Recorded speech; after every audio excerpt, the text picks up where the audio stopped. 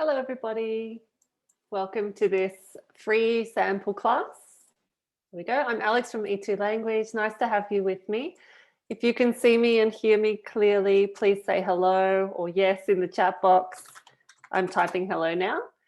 Beautiful. Hello in Colombia and India. Hi, Vishnu, Zaya. Hello, hello. Lots of people here. Great to see you all. Happy Monday, if it's Monday where you are, or hopefully you're enjoying the rest of Sunday, some of you. Cool. All right, welcome along. This is our free sample class. We have one of these each week, same time. You can join us on E2 Language for free with my friends here on Zoom. Some of you are watching on YouTube as well, so welcome to you. This is just a half hour session, like a taste of the E2 classes and a little bit of Q&A at the end. So you guys with me on Zoom during the session, use the chat box to communicate with me and with your other classmates. Hello, Noel. Oh, that's good to hear.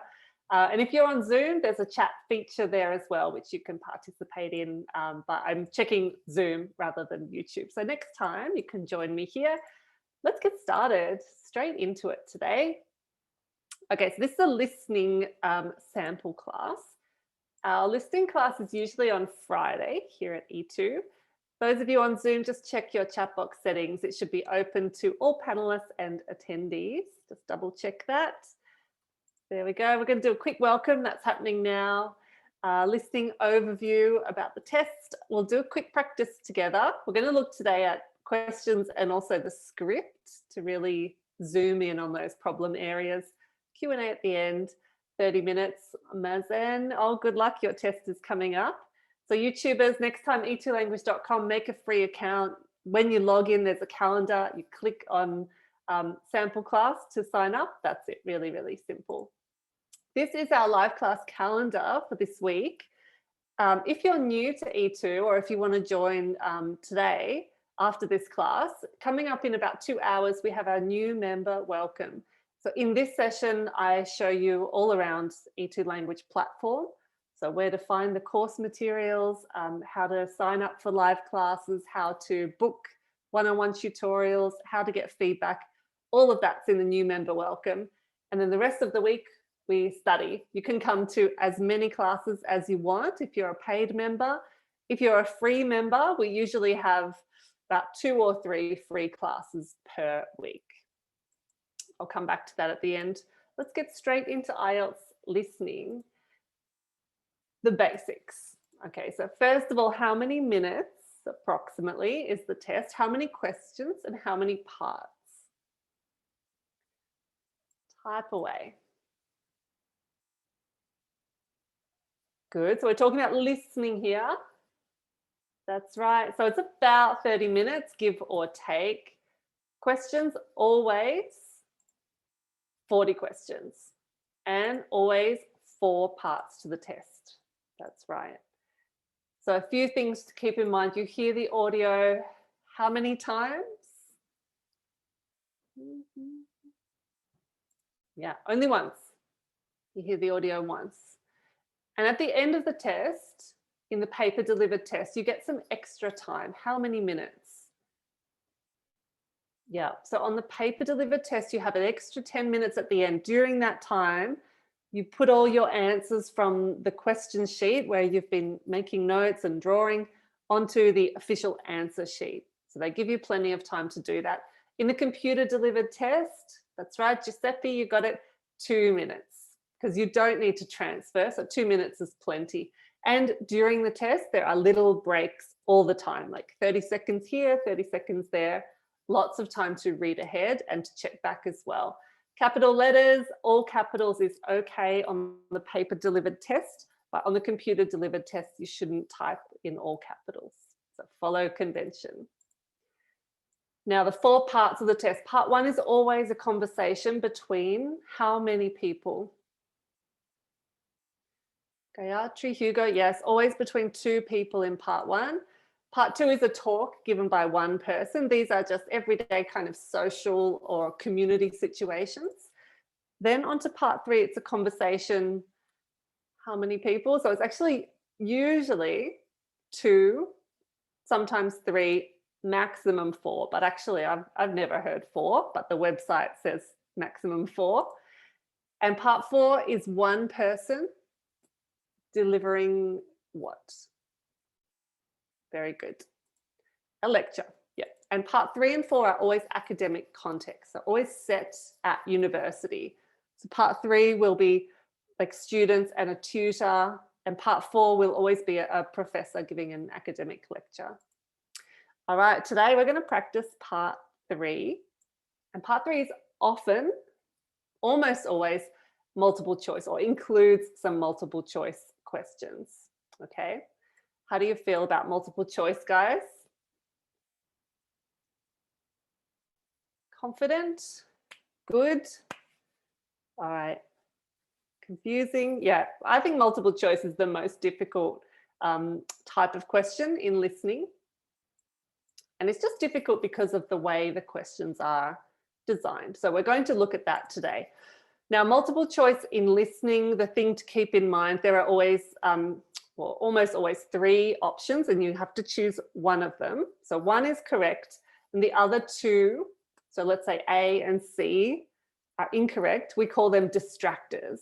And the test is written with the distractors. They try to like take your attention or catch your eye, catch your ear, is that the right expression? To take you away from the real answer. So one answer and 2 distractors in multiple choice questions. Here's a very basic example. So in a perfect world, in an imaginary English test, you might get a question like this, a really easy one. What will Tim study this semester? A, maths, B, history, C, science. Then imagine you hear this conversation. Somebody says, Tim, what will you study this semester? And Tim says, science. Easy. So then our answer is C, science. But as you know, IELTS listening does not work like this. That is way too easy. I could answer that question in your language, even though I don't understand it. So just matching sound and sound. That's not what a language test does. More likely, conversation will look like this. Tim, what will you study this semester? And then Tim is going to include distractors in his answer. Tim says, I'm really sick of maths. So I've dropped that. I'm taking up science. So science though, so since I finished my history module last year, so you hear all 3 things, maths, science, history. And the answer again is science. But you can see you really have to understand what Tim is saying there in order to answer that question. So that's how multiple choice are designed. They want to separate who heard the word from who understood the language there. Easy enough? All right. By the way, I'm going to answer your questions at the end. So I'm sort of ignoring the chat box for a moment. I'm sorry to you guys. Let's talk about method for multiple choice. We're going to use a 4-step method. It's really basic. You probably already do this. First thing you need to do is check the instructions, mainly because sometimes in the test, you just choose one answer from 3, but other times you may have to choose 2 answers from 4 or 2 answers from 5. But check the instructions, read the question stems, underline keywords or highlight keywords, and then read the answer options after that. Okay, so this is what I'm talking about. Here's our big page of text in the test. We go straight to the instructions, number 1. So section 3, choose the correct letter A, B, or C. Easy enough. Then we're going to look at the stems of the questions here.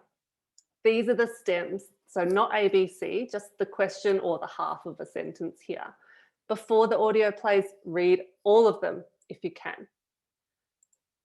And as you read, underline the keywords or highlight the keywords and try to anticipate or guess, imagine what you're going to hear.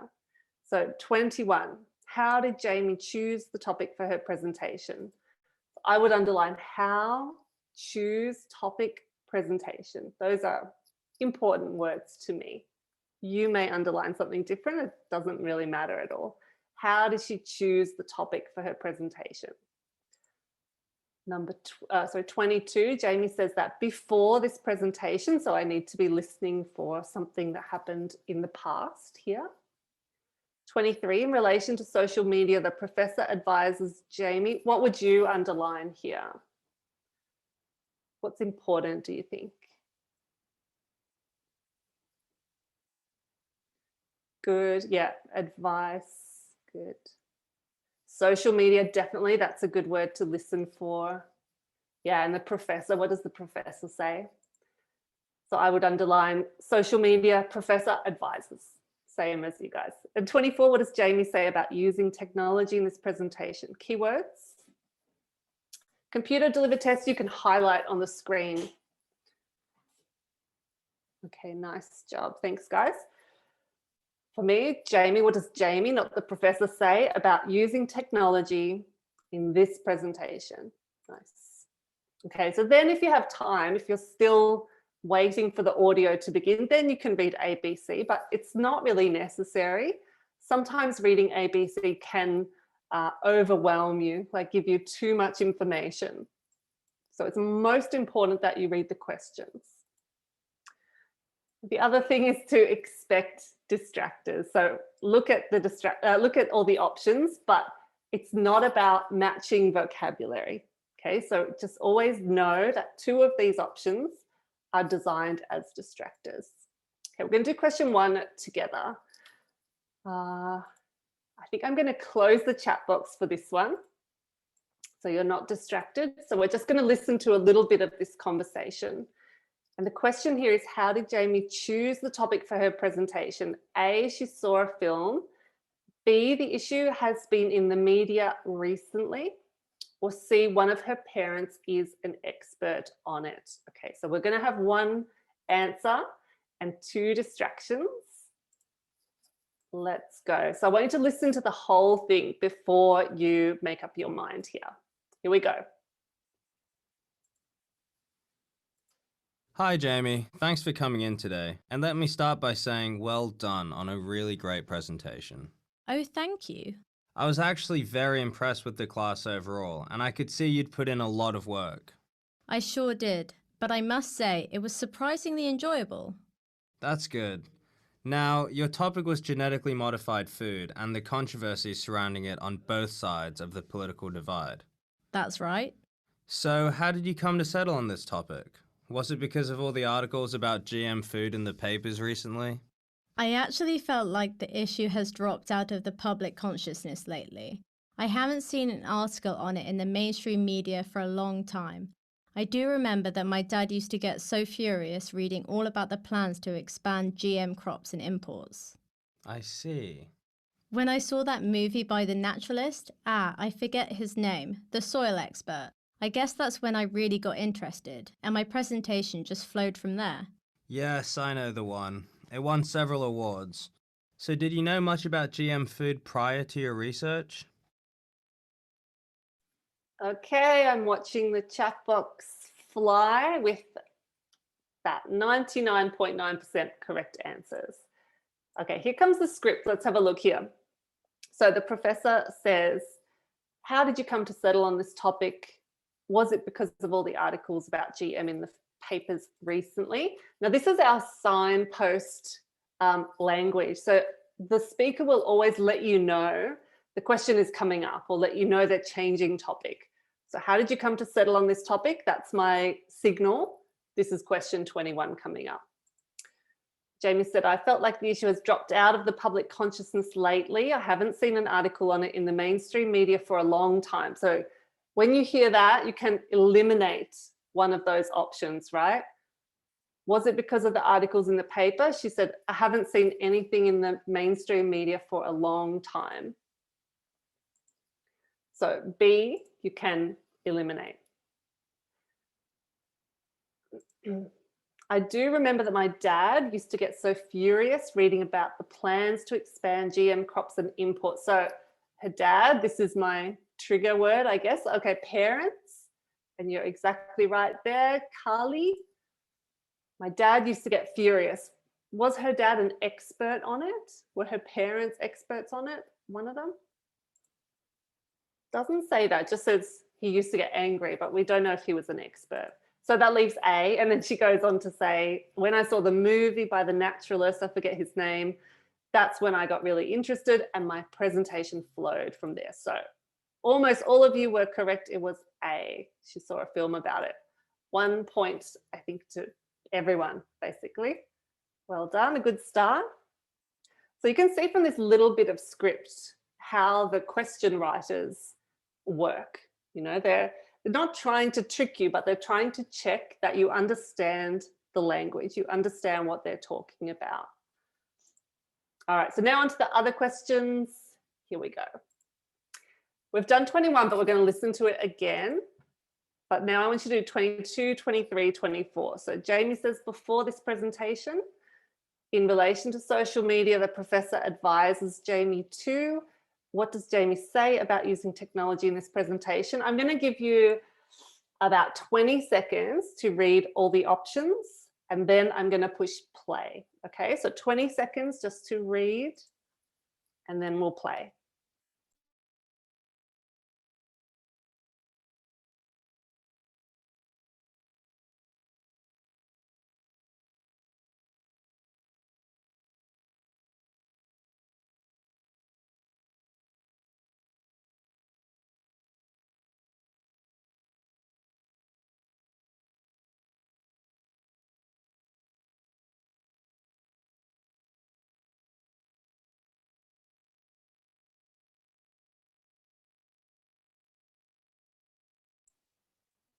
Again, here we go.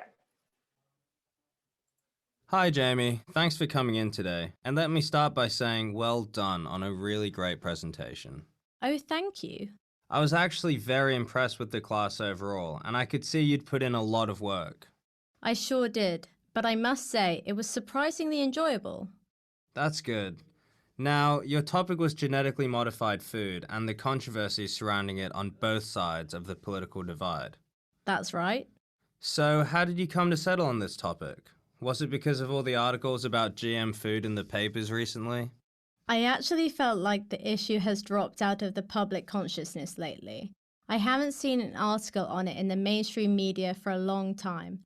I do remember that my dad used to get so furious reading all about the plans to expand GM crops and imports. I see. When I saw that movie by the naturalist, I forget his name, the soil expert, I guess that's when I really got interested, and my presentation just flowed from there. Yes, I know the one. It won several awards. So did you know much about GM food prior to your research? I'd thought I was an expert, but what I realized through my reading for this presentation was that I'd had a really biased attitude. I mean, I was only really aware of one half of the argument. I never read anything by people who were in favor of GM technology. It's obvious now, but I don't think I really understood the different views on the matter. Yes, that can happen, particularly these days with the way our social media is curated. How do you mean? Well, everyone's social media is increasingly personalized. The news stories that appear on your Facebook feed, for instance, tend to reflect the political or social views you hold. Yeah, I guess you're right. What do we do about that, though? I mean, we can't just disregard everything we see, right? How do we know which stories to trust? Only mainstream media? It's more a matter of consciousness, I would say. As long as you understand the way modern marketing and media work and their strategies, you can make informed choices about what you read and how far you trust it. Do remember that mainstream media also has its biases. Of course, that's true. Now, back to your presentation.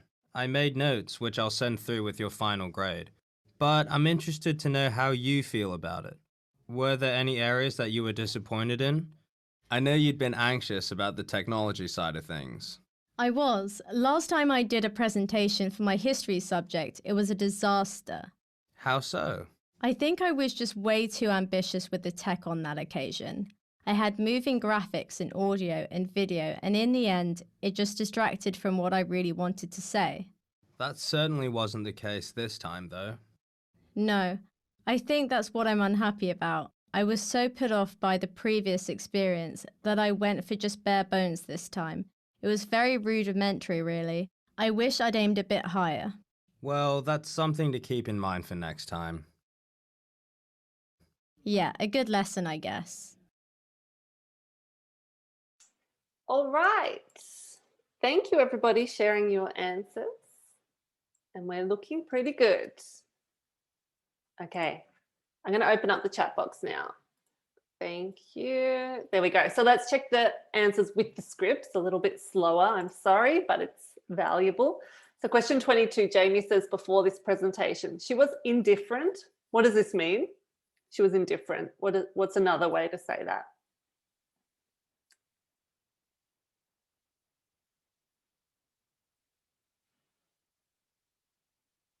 Very good. Thanks, VK.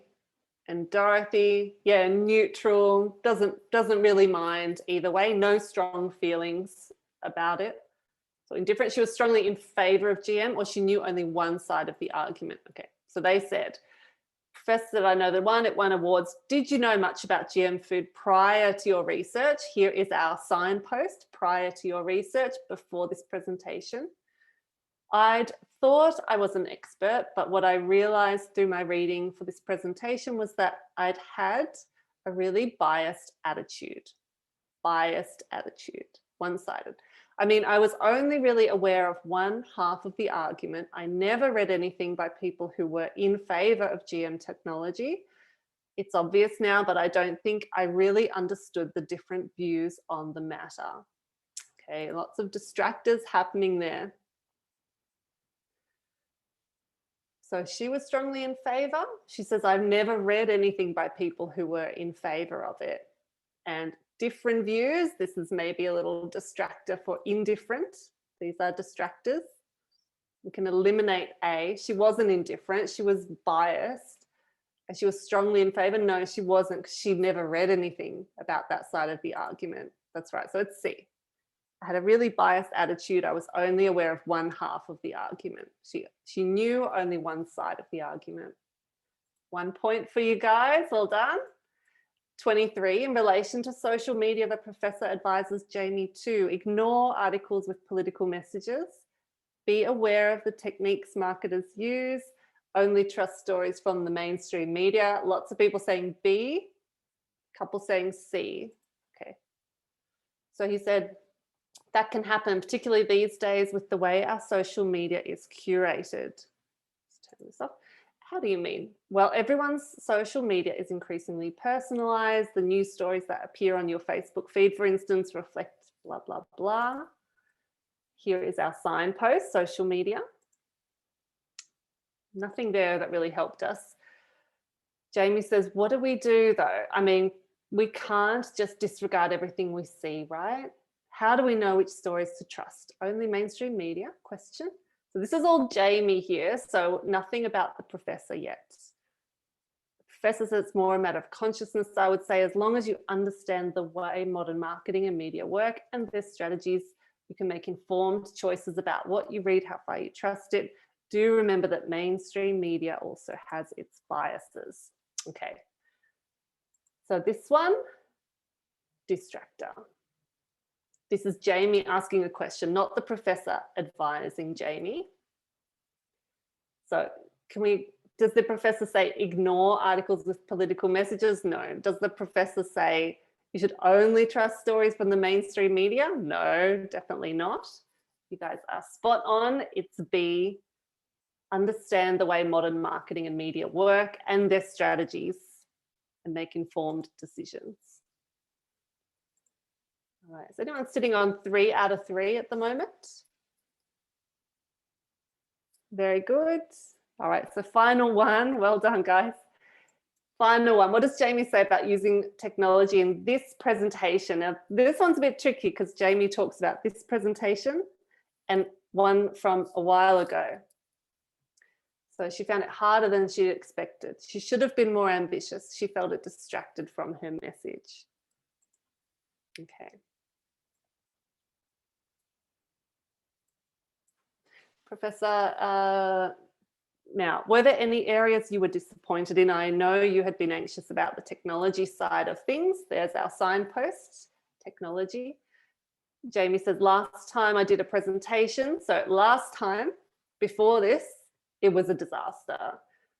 I think I was just way too ambitious with the tech on that occasion.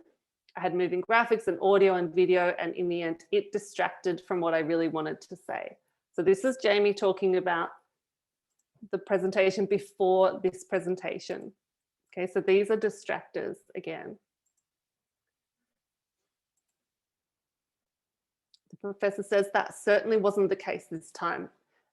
Jamie says, no, I think that's what I'm unhappy about. I was so put off, deterred, discouraged, put off by that previous experience that I just went for bare bones this time. It was very rudimentary, really.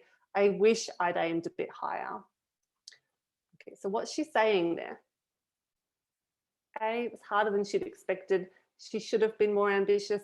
She felt it distracted from her message.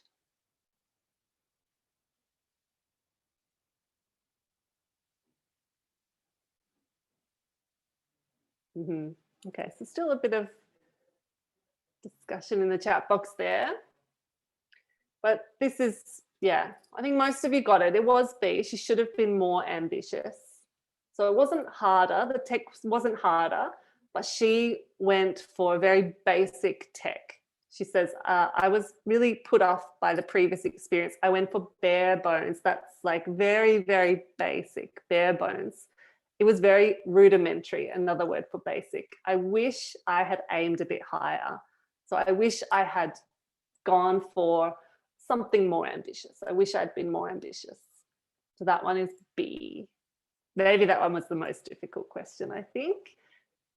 Yeah, all right, so your scores looks like 3s. A few of you got 4 out of 4, well done. These are the final answers. So A, C, B, B is what we should have got. Okay, good job. So in our listening classes, which happen on Friday, we do this a lot. We use the script to analyze the way the questions are working. And if you are sort of stuck on your IELTS listening journey, sometimes using the transcript will help you to make that breakthrough.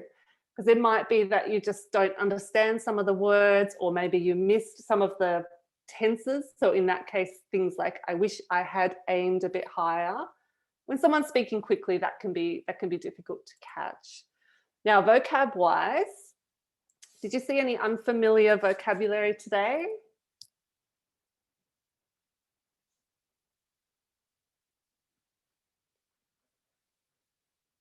Curated, yeah. Bare bones, good. Okay, so in all the live classes, I always recommend keep a little book next to you and just write down words that you don't know or words that you don't know well. And after class, look them up, put them in another book, make some flashcards, try to learn those words. The more vocab you have, the better your score is going to be in everything, in IELTS, in particular in reading and in listening. So here are some that may be new or not so familiar. Biased consciousness, mainstream, drop out of, crops furious, indifferent, bare bones, rudimentary. So after class, look them up, write them down, create some flashcards, and just keep building. Every day, try to build up a few more words that you didn't know yesterday.